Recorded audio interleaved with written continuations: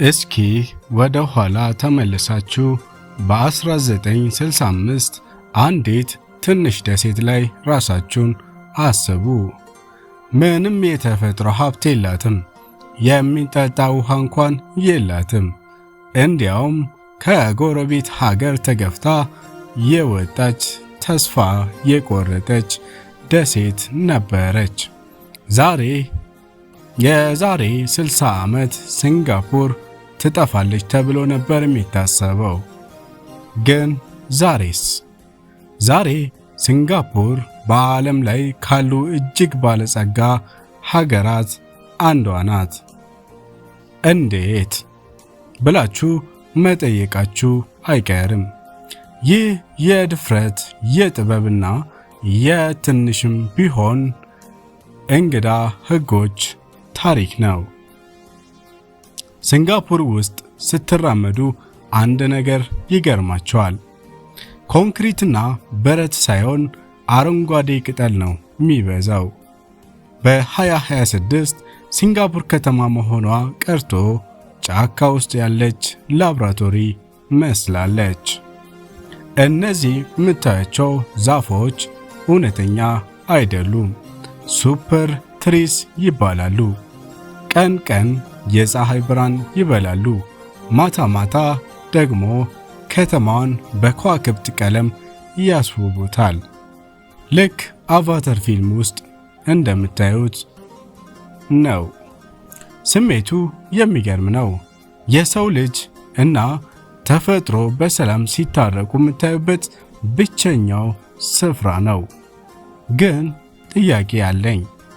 ማስቲካ ማኘክ ትወዳላችሁ? እንግዲያውስ ሲንጋፖር ስትገቡ ተጠንቀቁ። ምክንያቱም ማስቲካ እዚህ ሀገር ጠላት ነው።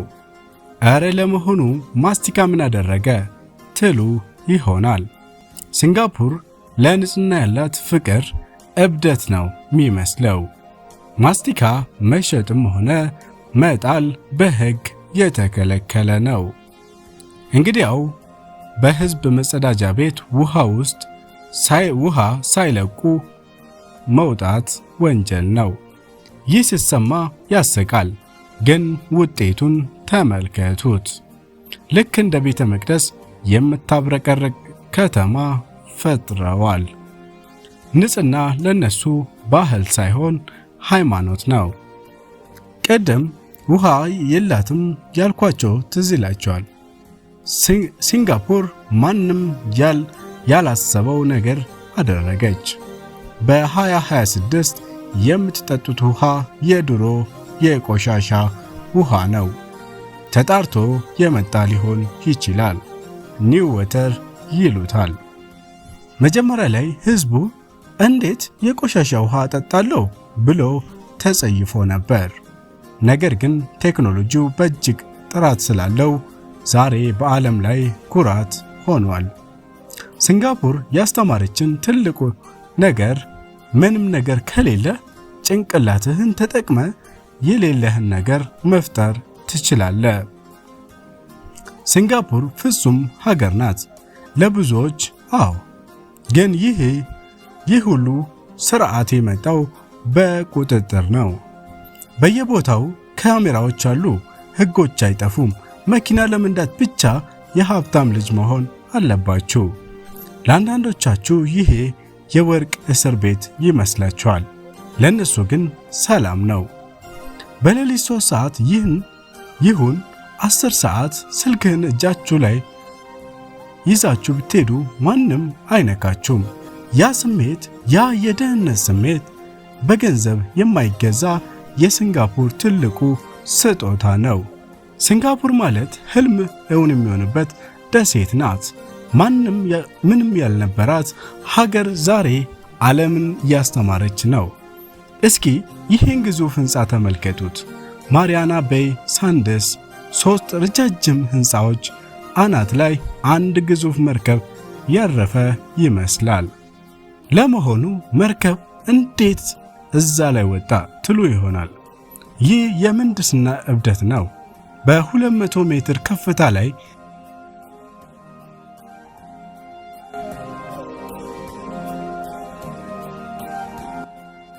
እዛ ላይ ሆናችሁ ስትዋኙ የከተማውን ሰማይ ጠቀስ ሕንፃዎች ከእግራችሁ ስር ታያላችሁ። ነገር ግን ስሜቱ ከፍርሃት በላይ ነው። ያ መርከብ በንፋስ እንዳይወዛወዝ በልዩ ቴክኖሎጂ ነው የተሰራው። ሲንጋፖር ለዓለም የነገረችው አንድ ነገር አለ። ሰማዩ እንኳን ለኛ ገደብ አይደለም። አውሮፕላን ማረፊያ ወይስ የገነት ደጃፍ? አብዛኛው ሰው አውሮፕላን ማረፊያ ሲሄድ መጨናነቅና ሰልፍ ነው የሚጠብቀው።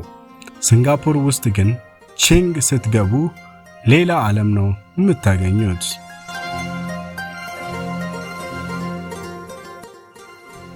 በህንፃው መሃል ላይ 40 ሜትር የሚረዝም ፏፏቴ ከሰማይ የሚወርድ ይመስላል። በዙሪያው ደግሞ 2000 የሚሆኑ እውነተኛ ዛፎች አሉ።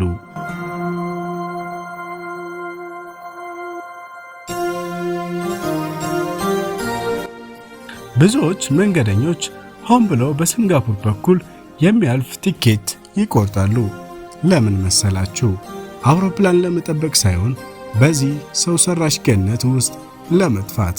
ሲንጋፖር መጓዝ ሰቆቃ ሳይሆን ደስታ ነው የሚሉት ትርጉም ቀይሮላቸዋል። ፀሐይ ስትጠብቅ ብዙ ከተሞች ይተኛሉ። ሲንጋፖር ግን ሌላ ትርኢት ትጀምራለች። ናይት ሳፋሪ ይሉታል። በጨለማ ውስጥ በዝግታ በሚንቀሳቀስ ባቡር ውስጥ ሆናችሁ ነብሮች፣ ዝሆኖችና አንበሶች በተፈጥሮ ሕይወታቸው ሲንቀሳቀሱ ታያላችሁ። ምንም አይነት አጥር ወይም ብረት አይታያችሁ። በላዩ ላይ ጥበብ፣ እንስሳቱና እናንተ ተለይታችኋል። ያ በጨለማ ውስጥ ያለው ድባብ፣ የጫካው ሽታና የእንስሳቱ ድምፅ ሰውና ተፈጥሮ እንዲህ ተስማምቶ ሊኖሩ ይችላሉ ብላችሁ እንድታስቡ ያደርጋቸዋል። ሲንጋፖር ውስጥ ባለጸጋ መሆናችሁ አያስፈልጋችሁም። ምርጥ ምግብ ለመብላት ሃውከር ሴንተር የሚባል የምግብ መንደሮች አሉ። እዚህ ጋር የቻይና፣ እዛ ጋር የህንድ፣ ሌላው ጋር ደግሞ የማሌዥያ ምግብ ሽታ አፍንጫችሁን ይይዘዋል። በዓለም ለመጀመሪያ ጊዜ የጎዳና ላይ ምግብ ሆኖ የዓለም አቀፍ የጥራት ሽልማት ያገኘው እዚህ ነው። ሲንጋፖር በምግቧ ብቻ ሳይሆን የተለያዩ ዘር ያላቸው ሰዎች በአንድ ላይ ጠረጴዛ ላይ ቁጭ ብለው ሲሳሳቁ በማየታችሁ ልባችሁ ይነካል። እውነተኛ ብልጽግና ሰላም መሆኑን በተግባር የምታዩበት ቦታ ነው። ሲንጋፖርን አይታችሁ ስትመለሱ አንድ ነገር ይከተላችኋል። እኛስ ሀገራችንን እንዲህ ማድረግ አንችልም የሚል ተስፋ። ምንም ተፈጥሯዊ ሀብት ሳይኖራት በሰው ልጅ ህልምና ስነ ስርዓት ብቻ የዓለም ተአምር መሆን የቻለች ሀገር። ሲንጋፖር ከተማ አይደለችም። ተስፋ አትቁረጡ የሚል የዓለም መልእክት ናት። እናንተስ ምን ትላላችሁ? እንዲህ አይነት ጥብቅ ህግ ባለበት ሀገር መኖር ትፈልጋላችሁ ወይስ ነፃነት ይበልጣል? ኮሜንት ላይ አስቀምጡልኝ።